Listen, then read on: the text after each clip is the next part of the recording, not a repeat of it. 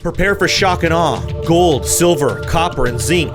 This 30-cent a share company could be looking at life-changing gains. Even Resource Capital Inc., a $1 billion private equity fund made up of expert mining analysts and investors, just quietly took an 18% stake in the company. Learn more at futuremoneytrends.com/hardassets.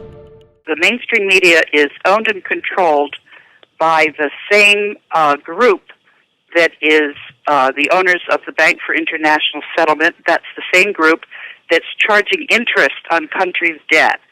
That's not logical. That is a scam.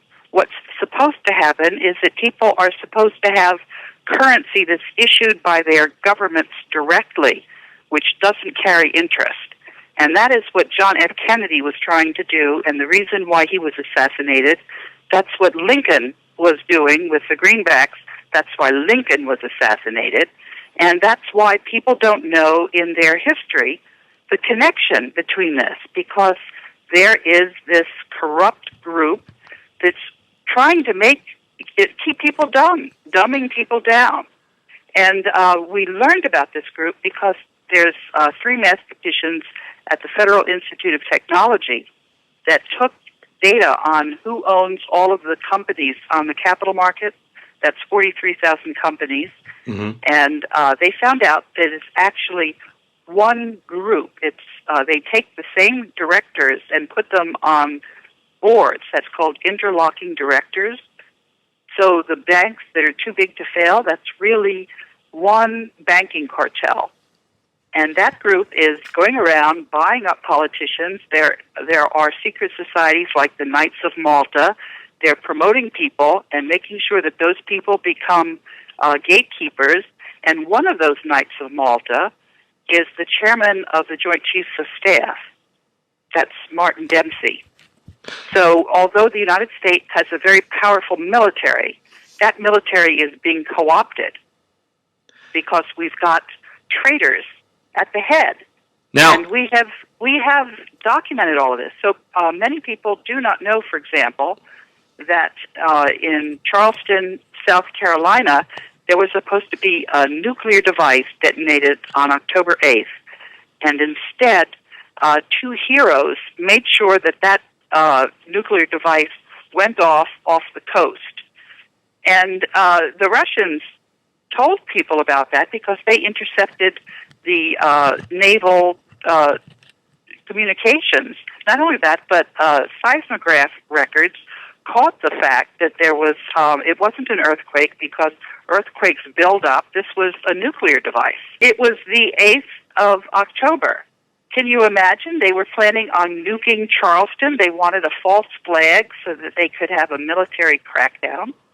That's what they have in mind for us. They're trying to crash the U.S. dollar. They're printing all of this paper currency with absolutely no backing. That is, they call it quantitative easing to try to anesthetize people and let people think that there's a reason for that. There is a reason for that. It's called treason. They're trying to crash the U.S. dollar, which is going to crash. Well, I found out that the Philippines is where most of the world's gold is buried. I found this out because there's a German banker lawyer named Wolfgang Struck who contacted me. And, you know, we've been in touch with each other for almost a year now. He showed me all of the documentation. Ferdinand Marcos was the person who took back the gold from the Vatican. 600,000 metric tons of gold. I'm not kidding. But what they've been doing is they've been playing with, you know, how when you have assets, they earn money. Yeah. So they've been the elite of the world. Instead of following the ownership documentation, it's in a trust fund, and the authorized signatory is Wolfgang Struck. The bankers will not allow Wolfgang Struck to withdraw that gold. What he wanted to do with it, what he has told me he's prepared to do with it, is what John F. Kennedy was doing just before he was shot. 10 days before John F. Kennedy was assassinated, he had signed something called the Green Hilton Agreement. Hilton as in Hilton Hotel. Mm-hmm. And that agreement provided that there would be gold allocated to the United States to underpin dollars that John F. Kennedy actually printed up. They're uncut dollars. They're in the Union Bank of Switzerland. And so I asked General Dempsey on the 2nd of December at a town hall meeting, I said, since John F. Kennedy was assassinated by the Jesuits, and we know this because Gambino, when he got out of jail, said that the mafia were told by the Jesuits to fire the kill shot. There was a mafioso hidden in a sewer. So as the limousine drove by, that's the shot that killed John F. Kennedy. Did you know, for example, that we had a second Constitution in 1871 after the debts for the Revolutionary War came due, and we couldn't meet those obligations? That's when we got a second Constitution, so that the United States is incorporated as a company. And the President of the United States is the chief executive officer, and the Congress acts like managers of the company rather than representing the constituency, rather than respecting our first Constitution. And this is understood by a number of people. There's a lot of documentation on this now. People are starting to spread the word, but you're not going to get this in your universities. You're not going to be taught this in the schools. You're not going to get this on the mainstream media, which is totally owned and controlled by this banking cartel. When I went to the U.S. Congress, Senator Lugar wrote 3 letters to the World Bank saying, "Do not fire this lady." When they fired me, I didn't understand about this world corruption. I didn't understand what had happened. But I did understand this political science modeling tool, which said that if I kept going, that I was ultimately going to be able to work together with coalitions, and that is what has happened. So there's something called the BRICS countries, Brazil, Russia, India, China, and South Africa. They have now organized their own development bank. They are no longer using dollars in international trade. That's 25% of international trade.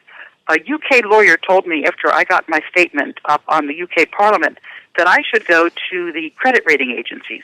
So I did. Standard & Poor lowered the U.S. credit rating, and that's when Eric Holder sued Standard & Poor. The lawyer representing Standard & Poor said, he was suing us when we lowered the U.S. credit rating. Now there's a 4th credit rating agency called the Universal Credit Rating Group. That is created by Russia and China. So these are the coalitions I'm telling you about, and I am working with them, and they are expecting that the American people are going to take back their republic, that they're going to insist on honest dollars. Because when we have to pay interest on our debt, that interest flies to the City of London, and that 40% of it stays there, and the rest of the 60% of our tax dollars are going to the Vatican. This is not sustainable. This is not going to continue. And there is something called the Article 5 of the Constitution. It says that when 2/3 of the state legislatures request a constitutional convention, there will be a constitutional convention. Well, 42 state legislatures have requested a constitutional convention, but it hasn't materialized. The Congress thinks instead of doing its job representing its constituents, it's supposed to be a traitor and a manager for a corporation. Now, this is something that enough Americans understand and will not accept, and there will be a constitutional convention, and we will take our country back and our Constitution back, and we will not have, as our chief of the Joint Chiefs of Staff, a man who wants the U.S. dollar to crash. I can say with certainty that the dollar is going to crash. That's because gold is a very good indicator. And we are now in a situation where when you go to buy gold for immediate delivery, the price is higher than if you were going to take delivery of the gold in the future. That's called gold backwardation. That is a red alert. If you look in the COMEX market, the amount of gold is just about depleted. There's also something called leasing of gold, where the central banks will lease gold bullion. They stopped doing that in July because they knew at the end of the lease term they wouldn't get their gold back. Now, we are on the very edge of something called permanent gold backwardation. That means that people will not sell their gold for any price because they know that paper is paper and gold is gold. They have lost confidence in the fiat paper currencies. If that is allowed to proceed and happen, we will enter something very similar to the Dark Ages. We won't be able to pay for international trade. We will have pestilence. We will have mass starvation. And that is not going to be allowed to happen. Every day when I turn on my computer, I'm getting an email from somebody who's trying to pretend like they have a right to the world's gold, which is most of it is in the Philippines, and a lot of it is in the Union Bank of Switzerland. It's tied up in what's called the collateral account. And this money, this gold, belongs to humanity. There are conditions on this gold which simply say that it's to benefit humanity. And it's going to benefit humanity. It's going to replace the paper currency that we have so that our currency is interest-free, so that our tax dollars are not going to the Vatican. Why is it that you think the Russians are not counterattacking with what happened in the Ukraine? How do you account for the United States toppling a legal elected government in the Ukraine? This is a terrible scenario. This would mean a World War III, except for the fact that the Russians know full well that enough Americans are aware of the manipulations of the banksters. All wars are bankers' wars. World War II was going to end 3 years before it did, except that the Americans were trying to get their hands on this gold that I'm telling you about. It was 600,000 metric tons that came back from the Vatican to the Philippines. Okay, there is a lot of gold in Switzerland, in the Union Bank of Switzerland, and there is a lot of gold in the Central Bank of the Philippines. The gold is not in Fort Knox. Germany asked to repatriate its gold and was told that it had to wait for 7 years by the Federal Reserve. That is an act of war. And in the United States, the latest response that I got, which is very, very encouraging, is from the executive director of the National Taxpayers Union. That is not an elected official, but these people are an association of associations in most of the states. And I was actually featured by that group. They did a blog on me as a whistleblower over a year ago. It may be close to 2 years now. And I have been writing to the associations, and I have been keeping them informed. And what happened, I just got back from 3 months in Tokyo. I went there for a specific reason. The reason I went there is because the United States military, there are people at the head of the U.S. military that are treasonous, disloyal. They are members of the Knights of Malta, and they are marching to a different drummer. I'm talking about General Martin Dempsey, who's the chair of the Joint Chiefs of Staff. I'm talking about the Inspector General, who allowed heroes to be fired when they protected U.S. citizens who were going to be nuked in Charleston, South Carolina on the 8th of September in 2013. We've been talking about something called a power transition model, which is 90 to 95% accurate. It predicts how coalitions will form. And this power transition model predicted that the rule of law would prevail and that coalitions would form for the rule of law. And that is exactly what has happened. So when you look at the BRICS countries, Brazil, Russia, India, China, and South Africa, they are no longer using Federal Reserve notes to pay for their international trade. When I say Federal Reserve notes, many people don't know that that's what the United States dollar is. Mm-hmm. The normal thing that should have happened is that the Treasury Department would issue our currency, but that doesn't happen. There's a scam going on, which is that the Federal Reserve issues the currency and charges interest on it. I've had people calling me, and I asked one of the people who called me, I said, how many people in the military know that you've got these traitors that are, marching to the banks, and they're waiting to have the Federal Reserve note crash. So that means that the United States surrenders unilaterally. That takes down military strength. Mm-hmm. That just takes all of military strength and just obliterates it. It's like a unilateral surrender is what it is.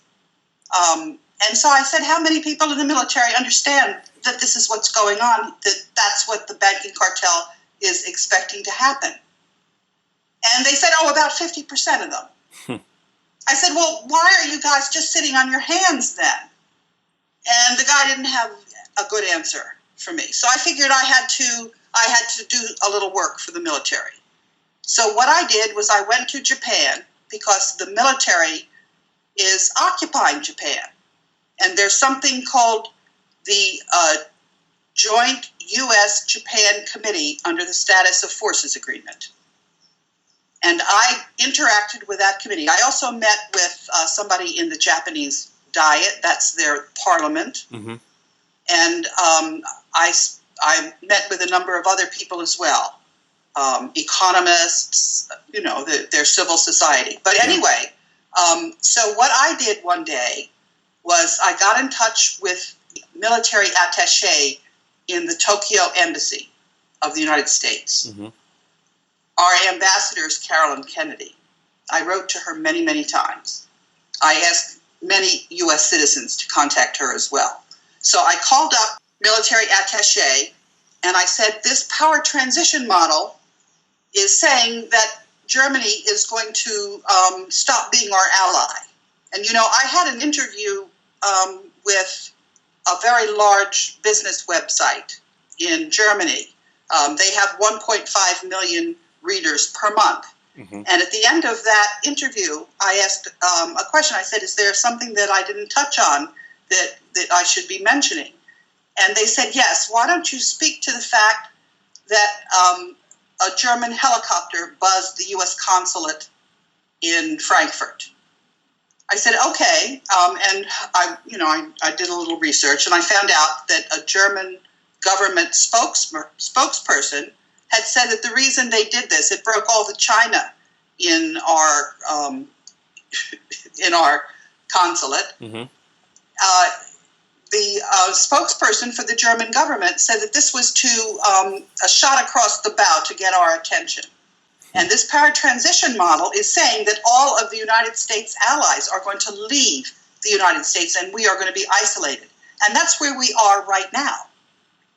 Henry Kissinger just finished writing an article in the Wall Street Journal explaining this. There was a meeting in June of something called the Group of 77. That's actually 133 developing countries. Mm-hmm. They said that they were going to join the BRICS in refusing to maintain the U.S. Federal Reserve note as an international reserve currency. So anyway, so getting back to when I called up the military attaché, mm-hmm. I said this power transition model is predicting that Germany is no longer going to be our ally. And you realize, of course, that Angela Merkel was spied on and made a lot of protest about this.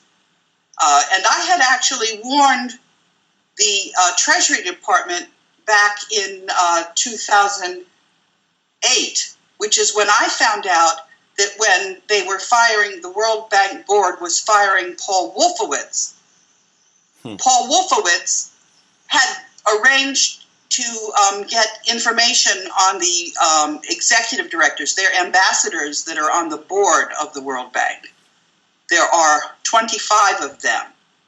And they were complaining that they were being blackmailed. Some of them had gone to a house of ill repute that Eliot Spitzer patronized. Mm-hmm. And they were being threatened that this information was going to be made public if they fired Paul Wolfowitz. I knew this because I speak Dutch, having studied development economics at the University of Amsterdam. Mm-hmm. I have like a PhD without thesis in development economics. And I was in Holland when the man on the board of the World Bank, Herman Wijfels, who represented the Dutch government, wrote about this in the Dutch newspaper. And I went back and I told the U.S. Congress, I told the people in Senator Lugar's office, and they told me to contact the Treasury Department, and I contacted Kenneth Peel. And I said, the United States is going to lose its leadership. This power transition model is saying that we have to respect the rule of law. You cannot blackmail ambassadors when they're trying to fire Paul Wolfowitz for giving a pay raise to his girlfriend. Mm-hmm. So anyway, and of course you know that Germany had asked for its gold to come back from the Federal Reserve. And the Federal Reserve said it would take 7 years. And then they only, Germany negotiated, and they said that it would only be 300 metric tons. And so in the first year, the Fed only gave 5 metric tons back to Germany, and it wasn't the same gold that they had given for storage. It's not the gold that was stamped. Yeah. So this is an act of war. So anyway, so I said, I know a way that Germany will remain our ally. And the military attaché, that was a General O'Leary, wrote an email to me, and at the foot of it, he said that this email was unclassified. And what I did was, in that day, I issued a press release to this joint committee. It's half Japanese military, the Japanese Department of Defense, and it's also got the governor of Okinawa on it, and it's half the United States. And I said that I was going to issue this press release in 24 hours. And what the press release said was that the Joint Committee was going to accept the offer of gold out of the global debt facility. And in the previous interview, I explained a little bit about what this global debt facility is. Mm-hmm. It's the world's wealth. It's over 1 million metric tons of gold. It's got other precious metals in it. It's got artworks. Ferdinand Marcos's, his wife's maid, tried to sell some Monet Impressionist paintings and was convicted in New York of this. Those are owned by the global debt facility. Mm-hmm. So I wrote to all of the embassies in Tokyo, and I offered all of the countries their share of gold for minting currency, so that because all of the paper currencies are on the verge of collapse, and we've got to have this. Some people call it a global currency reset. We have to have this accomplished before the paper currencies crash. If we don't, there's going to be mass starvation. There's going to be pestilence. There's not going to be a single thing to eat in the stores. Now, the chance that we get this accomplished is 90 to 95%, but it's not going to happen if people don't take it serious. So in the day that I said that I would issue the press release and held it for an embargo, I had also copied the German ambassador to the U.S., and it was in that day that Germany announced that it was also going to the BRICS. Who else is part of this BRICS? I'll tell you. It's the group inside the United States that understands that we have got to get rid of the Federal Reserve Bank and have our allies come back to us. So what I did after that first 24 hours was I sent the press release to there's a group called the County Executives of America. And the president of the County Executives of America is Ike Leggett. He was the president. He's the county executive of the county that I live in, Montgomery County. He's now on the board of that organization. And the neighboring county county executive is now the president. Anyway, I copied all of their officers.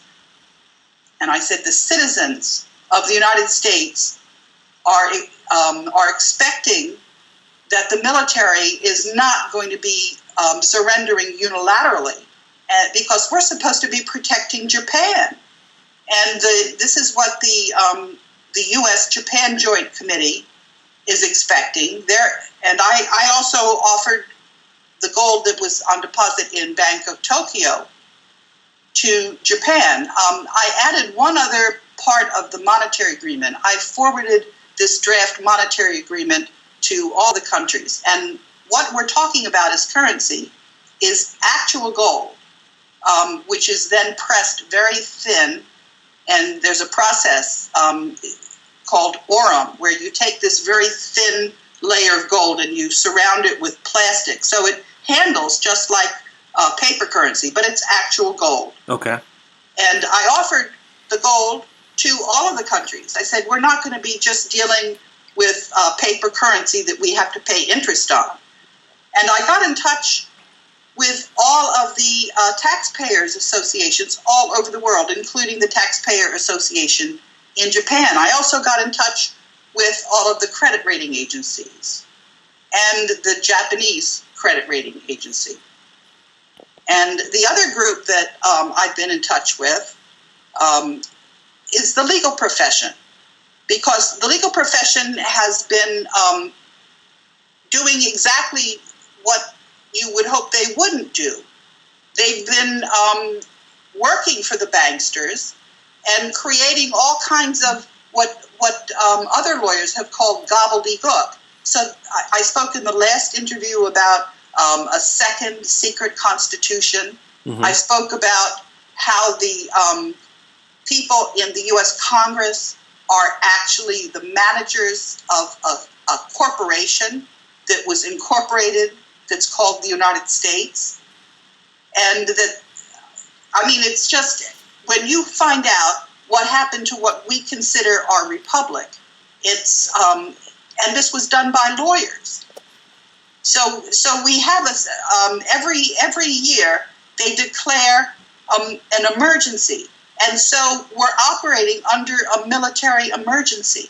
Our courts are not regular courts; they're military tribunals. So anyway, let me go back to what else was in this monetary agreement for Japan, and that is the problem of Fukushima. I was saying that the gold in the global debt facility and the other assets can be used to clean up Fukushima. So after I got back from Japan, actually I didn't come straight back. I went to Australia for a conference of a group, a magazine called Nexus, and I met some very interesting people. But anyway, so I was written to by a foundation, a Chinese foundation called YCT. And this foundation recognized the fact that I have been appointed by the ministers of finance on the board of governors of the World Bank, that I've been appointed as acting general counsel. And what YCT Foundation wanted me to do was they wanted me to just sign over money to them and allow them to be the entity to clean up Fukushima. I said, no, it doesn't work that way. I said, I am not authorized to just give you a blank check. and keep things in the dark. We have got to have transparency here. And anyway, so I've been corresponding with YCT, and just today I got an email back from them. They said that the Japanese government was prepared to just allow them to get the money in the global debt facility to clean up Fukushima. I said no. I said we've got to have transparency. But in any event, I was talking about the BRICS countries and how the United States citizens who understand that we have got to kick out the Fed and take our country back, and that we will then join with the rest of the countries that are part of this coalition. And so I got an email saying thank you for keeping us in the loop. So that's what is happening is exactly what this power transition model is predicting, which is to say that there is a coalition for the rule of law. And this does not include the banking cartel. Glossy presentations by investment advisors that are advising their clients to make a lot of money by betting against the Federal Reserve note. Its days are numbered. When you have that going on, don't forget how Russia was brought down by this speculation against the ruble. Mm-hmm. Once people start speculating against a currency, its days are numbered, and it can go very, very quickly. I've been looking at Bitcoin, and I'll tell you what I think about Bitcoin. I think that we've had something called the legal tender laws, which talks about what is legal tender, what is currency allowed to be. And the particular attraction of Bitcoin is that it's not illegal. It's one of the ways that you can make payment now, because we have these legal tender laws, and you're not allowed to, a buyer and a seller are not allowed to agree on their own currency, regardless of whether that's an existing currency. So Bitcoin is a way of having a legal payment possibility. It's a way of giving flexibility to people on how they're going to make payments. So in that sense, it's very attractive. But I'll tell you, as a currency should be two things. It should not only be a way of making a payment, but it should be something called a store of value, which is that it maintains its value. And that's where Bitcoin is. It's not as secure as something else, like a precious metal. So I would say that in the fact that it gives us flexibility, it's good, but it's got certain drawbacks as well. And I know there are people that are very loyal to Bitcoin, and whenever I say anything critical of it, I get a lot of emails. But that's just the way the cookie crumbles. Bitcoin and the other cryptocurrencies. Bitcoin is not the only cryptocurrency. Yeah. It's not a store of value. The word quantitative easing, that was a term that was invented by the Fed so that what they were doing in sabotaging the dollar was going to be something that we weren't going to get alarmed at. One of the things that I've been putting up on the internet is a whole series of proof of how this has been treasonous. It has not been done by the outside. It has not been done by Putin. It has been done by the Federal Reserve deliberately, because what they wanted to force the world into a one world currency. And it was frustrated by the BRICS countries, and rightfully so. Who wants to have a world where we're being controlled by our currency? Nobody. When people drop the dollar, when all of the countries drop the dollar, it's no longer going to be the reserve, the international reserve currency. I think you're giving it a lot more strength than it possesses. It's on its last dying legs. Yes, but I'm just saying though, you're saying the Fed wants to destroy the dollar. What I'm saying is, I don't see how anyone could stop them from destroying the dollar. So because we switched to something else. There's dollars issued by the Treasury that are in the global debt facility. They've been printed. They have to be cut and issued in replacement for the Federal Reserve note. We just exchanged them. The fact of the matter is that all of the rest of the world are giving us a hand up. They want to help us get rid of the Fed. So they together with us are going to get rid of, it's not just the Fed, it's the Bank for International Settlements and all of the central banks that are in printing the currency of the other countries. And that's all one group, by the way. There's this study of the Federal Institute of Technology in Zurich, Switzerland, which showed that this is all because they have the same directors on the boards of these companies. They're all one interlocking conglomerate. Where we're going, if the good guys win, and the chance that that happens is 90 to 95%, where we're going is exactly where we decide we want to go, in open transparency. And a lot of people say when we're talking about this gold currency, it's not one world currency. Every single country has its own currency. And in addition to the gold, we're going to have local currencies. This is the best way to end unemployment. That's where all of the local companies get together and agree on a currency, and then there are ways of organizing that. There's an economist named Silvio Gesell, Gesell. He lived in Argentina, but he was, I believe he was Hungarian. Anyway, his idea is that in the local currency, after a certain period of time, you have that bill reduced in value, so that makes the currency circulate. And it's just it's going to be a wonderful. It's going to be a world where we're going to be able to fix it the way we want to, and it's not going to be people talk about globalization. It's going to be localized in many, many ways. We're not going to have this terrible cartel telling us lies instead of what the news actually is. We're going to have to do a lot of retrofitting. We're going to have to try to figure out how we've been bamboozled and how to fix it so it doesn't continue happening.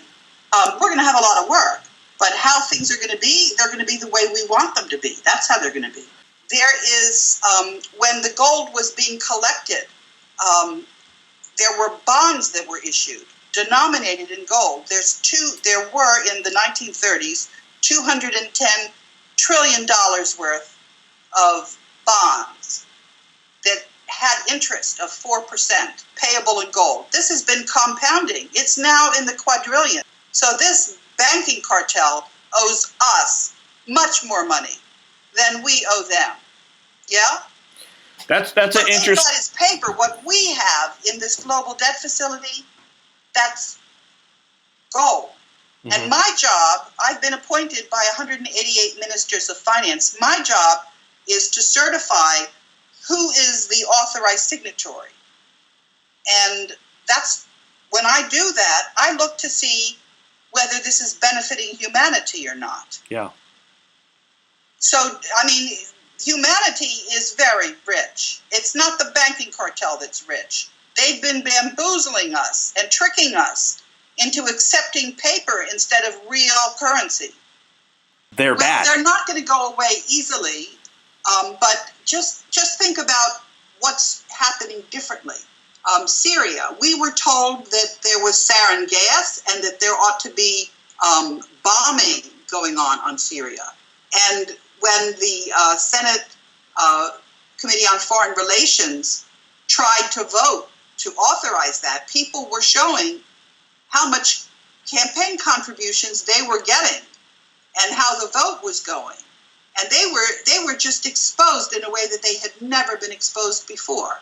And it was in the UK Parliament that they refused to authorize the bombing. So things are happening differently. Now, the UK Parliament is very, very important because that is the group where this power transition model started predicting that we were going to have rule of law. I got my statement up on the UK Parliament website 3 times. Elaine Colville, another World Bank whistleblower, got her statement up. There are a number of members of Parliament now that are asking the controller of the Exchequer. I guess this is going back to your first question, is who are the actual officials involved and what are they saying? So the controller of the Exchequer was asked whether there really is gold in the global debt facility. And he said, have Karen ask the Secretary of the Treasury. So we went back to the controller of the Exchequer and we said, no, there are 2 countries in the Commonwealth that are asking about converting their currency into this gold, the aurum that I'm talking about, where you have the thin gold between the plastic. I said, so that's really a question for the controller of the Exchequer. So we went back to the UK Parliament, and then there's another member of Parliament in the UK. I think his name is Lefroy. He is the chair of something called the Parliamentary Network on the World Bank. We're asking him to get involved so that we can take back our world, is what we need to do. And of course, the members of Parliament are looking around, just like you're saying. They're trying to see whether they're going to be exposed or whether the banking cartel is going to come up with campaign financing for their opponent. They're trying to figure out which way is this going to go. And that's where the power transition model is really quite telling. What we have found out, and this sounds implausible, but it is absolutely correct. The fact that it's been held in secret doesn't mean that it's not true. It is true. There's a second species on this planet. They're not extraterrestrials. They're very much with us. They made maps in the previous ice age.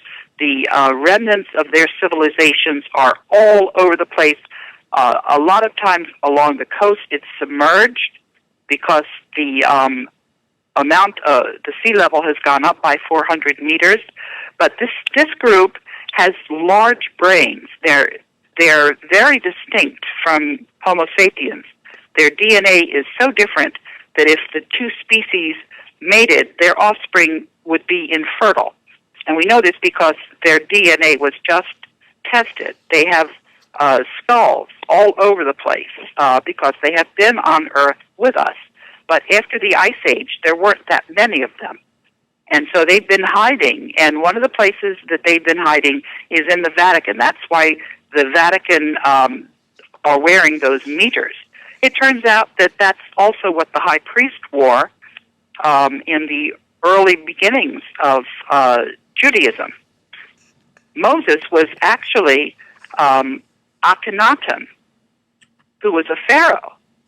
They know this because the papyrus that was taken from one of the pyramids talks about this. The people that are doing archaeology in Israel know this. And the reason is that not only is Homo Capensis trying to keep human beings under control by divide and conquer using our money system, they've also been doing this with our religions, organized religions, trying to get human beings to hate people of different religious faiths so that they will kill each other off, so that the people in the back of manipulating human beings could stay in, what can I say, could use us like cattle.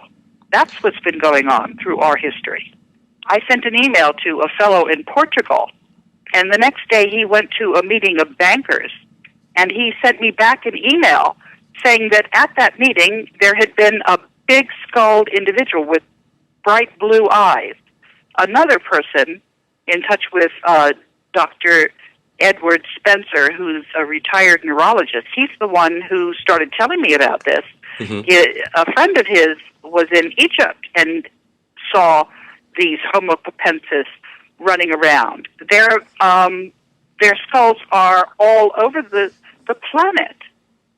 It's not a conspiracy theory. Just because this group likes to hide and likes to accuse people of having conspiracy theories doesn't make these facts wrong. They're facts.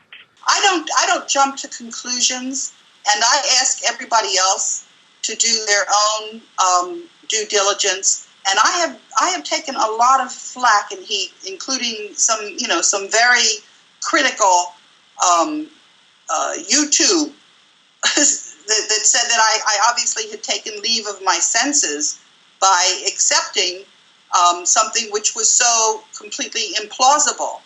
Mm-hmm. But it's a Dr. Ed Spencer who had told me about them. He is a neurologist from Yale Medical School who studied at Stanford. And he gave me some pretty good proof. And since then, we've received a lot of emails from people who have been eyewitnesses.